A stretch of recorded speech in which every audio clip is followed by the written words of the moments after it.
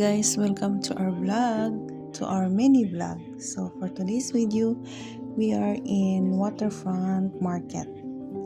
Kay gikan mi nagpa-passport mi dito sa kanang Nepal Embassy guys for Chloe.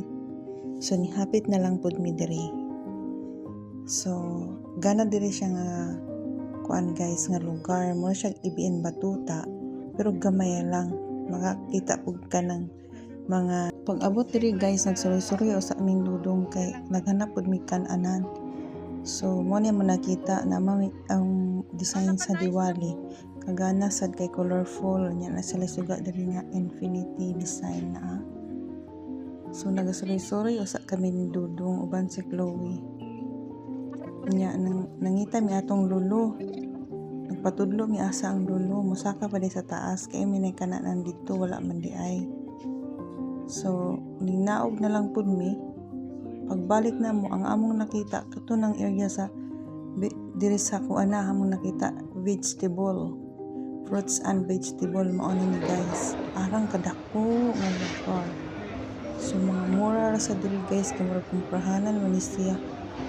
So if you are here in Dubai, you must visit if dili ka pa naka adto diri.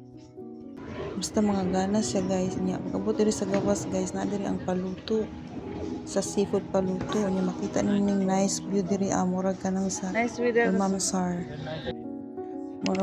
Murag pug sa kuan.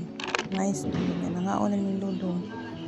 Mong i-order cheese and zatar tapos mix vegetable na pizza. 11 dirham na guys. Ya, busog na kayo. Lamian pos dudong. Oh, diba? They'll get from here, right? Bites na. Nya pagkauman guys, nagatang na may taxi ani. Nag-booking mi dugay kayo. Mo lang lisod din ha guys kung anak mo din na kay wala mo sakyanan. I-cancel sa taxi driver.